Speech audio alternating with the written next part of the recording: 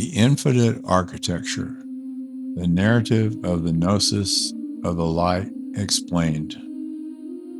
Imagine hitting the absolute boundary of the physical universe. You fly past the planets, zoom past the furthest swirling galaxies, and transcend the very concepts of space, time, and matter. Suddenly, you break through into a reality made of nothing but pure, unadulterated consciousness and blinding, radiant light. There are no heavy bodies here, no ticking clocks, and no physical limitations. Welcome to the world of the Gnosis of the light. Written in the early centuries, this text is not a simple story with a traditional plot line. It doesn't take place on Earth, and it doesn't feature earthly characters. Instead, it reads like an advanced cosmic map of the divine mind. It challenges the reader to stretch their imagination to the absolute limit, dividing the architecture of the ultimate reality into three grand concepts: the unknowable source, the living emptiness, and the spark of true identity. Chapter 1: The Unknowable Source and the First Power. The narrative begins with a paradox, trying to describe something that is completely beyond human language. The text points to an ultimate reality called the Incomprehensible One, or the Father of the universe. This isn't a bearded ruler sitting on a cloud. It is an infinite, silent ocean of absolute consciousness, light, and perfection. Because this source is so vast, no human mind can look directly at it without being completely overwhelmed. To make itself known, the source begins to mirror its own thoughts, projecting outward a magnificent, multi-dimensional entity called the first power of the monad. Think of the monad as a colossal cosmic prism. When the absolute light of the unknowable source passes through this prism, it refracts into an endless, dazzling array of thousands of smaller realms, powers, and dimensions called eons. Each of these eons is a city of light, filled with its own unique harmonies, thoughts, and geometric beauty.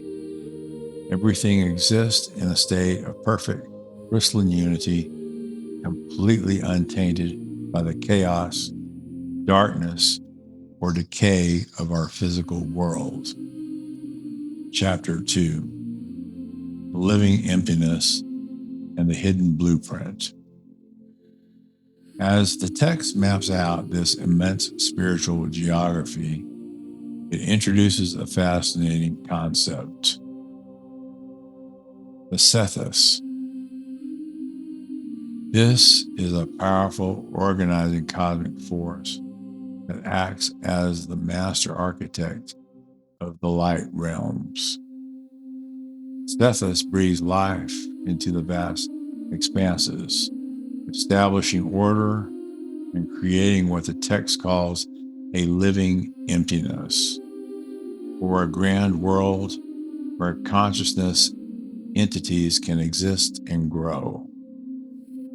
In this world, the text describes mind-boggling structures. The 12 eons, massive swirling hubs of intelligence that govern the higher laws of thought and reality. Secondly, the crown of light, a symbolic boundary that separates the absolute, unchangeable perfection of the source from the lower realms of expression, And finally, the spark streams, torrents of living conscious light particles that flow through the dimensions like electric currents running through a master supercomputer. Text emphasizes that everything in this higher architecture is perfectly balanced. There are no glitches, no wars, and no mistakes here. It is an intricate, beautiful clockwork of pure mind, vibrating a frequency of absolute joy and truth. Chapter 3, The Awakening and the Return Journey. If the entire text is a map of a distant kingdom of light, the ultimate turning point is realizing why the map was given to us in the first place. The Gnosis of the light reveals a stunning truth. Human souls are not native to the heavy, dark, material earth. Deep within our consciousness lies a tiny compressed particle of this exact celestial light, a hidden spark that drifted down from the higher eons. The text explains that the physical world is like a heavy fog that causes collective amnesia. It makes us forget where we came from, trapping us in a cycle of anxiety, survival, and fear. Here for this amnesia is Gnosis, which means a sudden internal awakening to the higher reality. When a person attains this knowledge, they don't just learn a fact, they experience a radical shift in perspective. They realize that their true identity isn't defined by their physical body, their flaws, or their earthly struggles. The text describes a triumphant, cinematic return journey where the awakened soul effortlessly unites itself from the gravitational pull of the material world, rises past the lower planetary forces, and blends back into the infinite, joyful ocean of the original source. Epilogue, transcending the gravity of everyday life. When you close the Gnosis of the light, you are left with a philosophy that serves as the ultimate masterclass in mental liberation.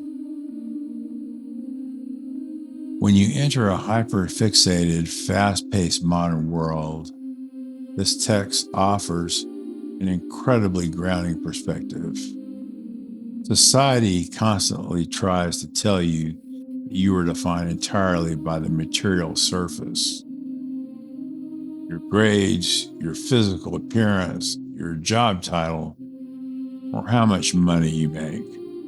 It is exceptionally easy to let the heavy fog of daily stress and things like social media dictate your worth. This ancient blueprint challenges you to look past the surface noise and recognize the infinite architecture of your own mind. It reminds you that you carry an unshakable internal spark of light and intelligence that no earthly circumstance can diminish.